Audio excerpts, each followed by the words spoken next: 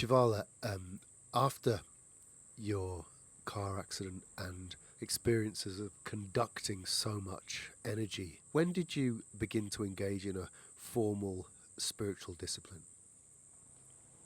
21 years of age, I went back to the Victorian Spiritual Union and asked if I could participate in a mediumship psychic development course, which was one night a week for one whole year.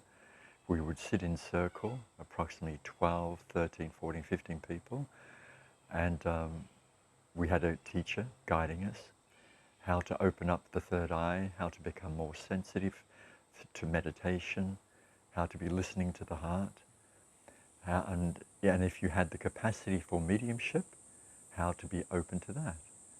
And so that was a very strong discipline.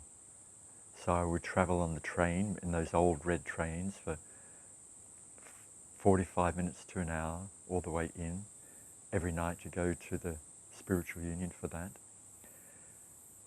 And I discovered that I had the capacity for mediumship, of course, because of the opening that happened through the car accident. So I became a natural medium to be able to allow what is referred to as a celestial intelligence to be able to speak through me. And even though in a sense it was a part of me, it was also defined to be quite and distinctly separate also. So it was a very unique experience to have this other intelligence, or seeming other intelligence, speak through and utilize the voice box, and to be inside watching all of this happen. So that was the first discipline.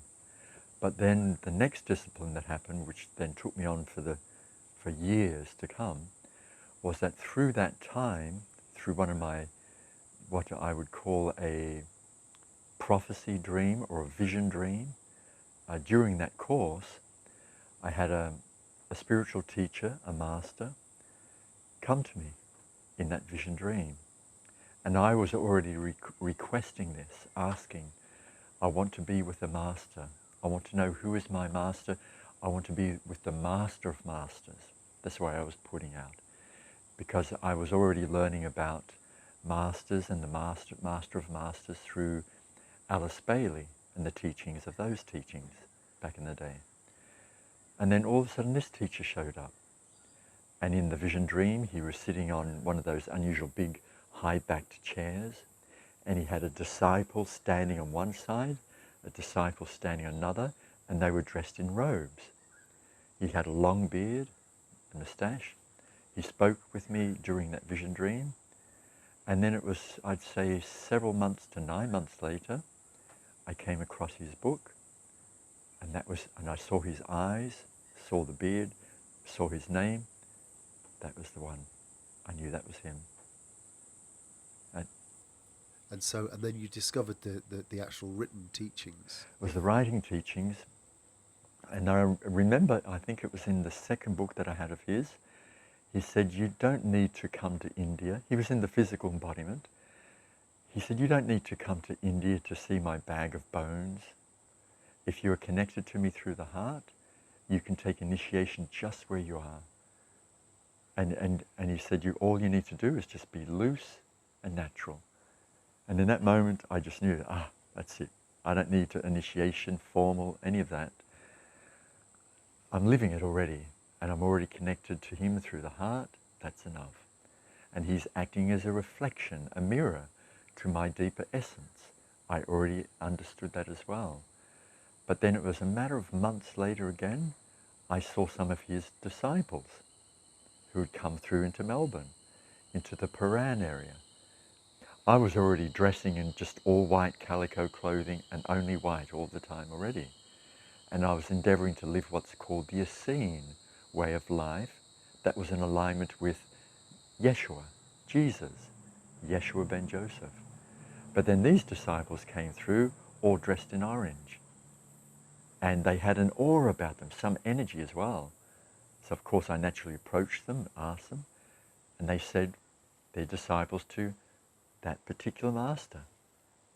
And that was the teacher I've already been connected to through the books. And I could feel in their presence, wow, there's something they've got. Something very wild and loose. So then through that, through my studies more and more, it came about that it was time for me to take initiation, for formal initiation. So I wrote away to that teacher.